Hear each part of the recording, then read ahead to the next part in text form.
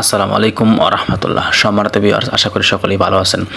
তো আমি গিয়েছিলাম সিরাজগঞ্জ যেতে হলে যেহেতু আমাদের টাঙ্গাইল থেকে যমুনা সেতু পার হয়ে যেতে হবে। আমি আসলে কখনো সিরাজগঞ্জ যাইনি এবং সেই সাথে আমাদের টাঙ্গাইল জেলা যদিও কাছে এটি যমুনা সেতু কখনো যাওয়া হয়নি। এই প্রথম যমুনা সেতু পার হয়ে সিরাজগঞ্জ উদ্দেশ্যে রওনা হয়েছিলাম এবং সেখান থেকে ব্যাগে আসার সময় রাত্রিবেলা, অর্থাৎ রাত্রিবেলা কিন্তু সেতুর ওপারের দৃশ্যটা খুব সুন্দর লাগে। আপনারা যদি দেখেন তাহলে হয়তো বুঝতে পারবেন, আর যদি কখনো যান তাহলে, যদি রাত্রিবেলা যান তাহলে দেখবেন যে কত সুন্দর লাগে। যেহেতু এখান থেকে বাইক নিয়ে যাচ্ছিলাম আর কি। বাইক সম্পর্কে একটু পরে বলি, তার আগে আমরা যেহেতু এখানে আমাদেরকে ট্যাক্স দিতে হয়, তারপরে টোল দিতে হয় আর কি। টোল দিয়ে তারপরে যেতে হবে। বাইকের জন্য 50 টাকা এবং গাড়ির জন্য আলাদা চার্জ করা রয়েছে।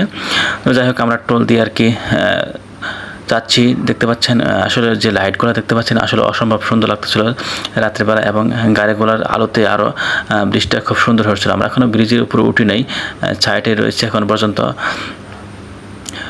তো দিনের বেলা তো হলে বুঝতে পারা যায় আসলে যে কোনটুকু ব্রিজ। এই হচ্ছে ব্রিজ শুরু হয়ে গেছে। তো ব্রিজে উঠে আমি চারপাশটা লক্ষ্য করছিলাম এবং সেই সাথে লাইটগুলোর দিকে লক্ষ্য করছিলাম। আসলে আমার কাছে অনেক সুন্দর লাগতেছিল। দেখতে পাচ্ছেন বাম পাশে দিয়ে কিন্তু যে লাইটগুলো দেখা যাচ্ছে আসলে অনেক সুন্দর লাগছে। রাতের বেলাতে এই লাইটগুলো যেহেতু সারিবদ্ধভাবে লাগানো রয়েছে আরও বেশি সুন্দর লাগে। এ হচ্ছে নদীর উপর দিয়ে অসম্ভব সুন্দর লাগতেছিল আমার কাছে আসলে। আর বাতাসে তো প্রচুর বাতাস ছিল, যেহেতু মোটরসাইকেল যাচ্ছিলাম, প্রচুর বাতাসের কারণে আসলে আরও বেশি ভালো লাগতেছিল গরমের দিন।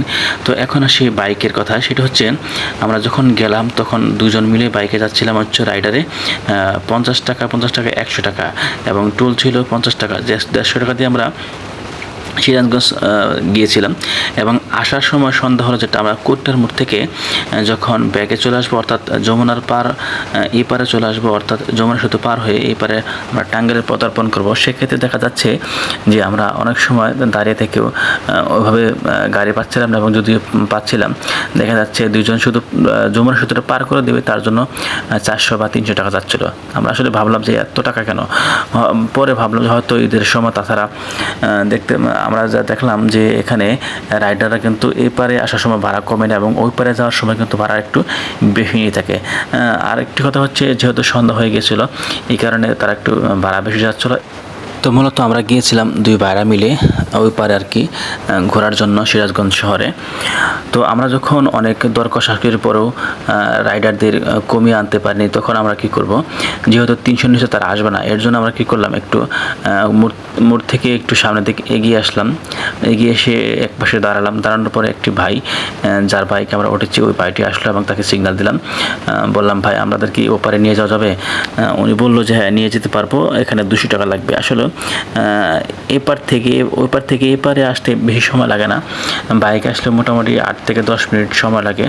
যাই হোক, যেহেতু রাইডার 300 টাকার নিচে আসবে না, এবং প্লাস দেখতে পাচ্ছেন আপনারা আমরা টোল দিলাম, সেক্ষেত্রে টোল দিতে হবে 50 টাকা, তাহলে প্রায় 350 বলা যায়।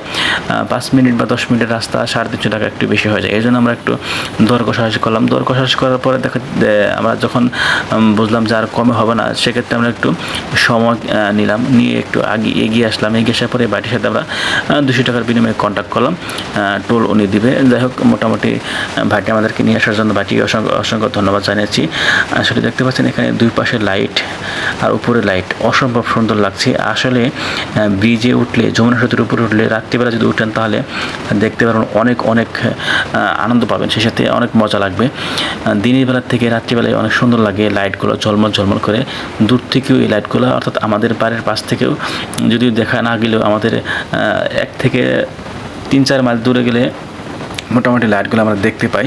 কিন্তু আসলে এক সময় স্বপ্ন ছিল যে আমরা যমুনা সেতু দেখতে যাব বললে কী হবে, এখান থেকে তো আসলে সরাসরি হেঁটে পার হওয়া যায় না। যার কারণে আমরা মূলত বাইকটাকে সিলেক্ট করেছি, যাতে সব কিছু দেখা যায় আর কি মূলত। তো ভাইকে বলেছিলাম একটু আস্তে চালানোর জন্য, কিন্তু ভাই আসলে 70 গতি চলেছিল। যাই হোক, ভিডিওটা কেমন লাগলো অবশ্যই কমেন্টে জানাবেন, এবং ব্রিজটি কেমন লাগলো অবশ্যই কমেন্টে জানাবেন। তো আজকের মতো নিবেদন নিচ্ছি, ভালো থাকবেন, আল্লাহ হাফেজ।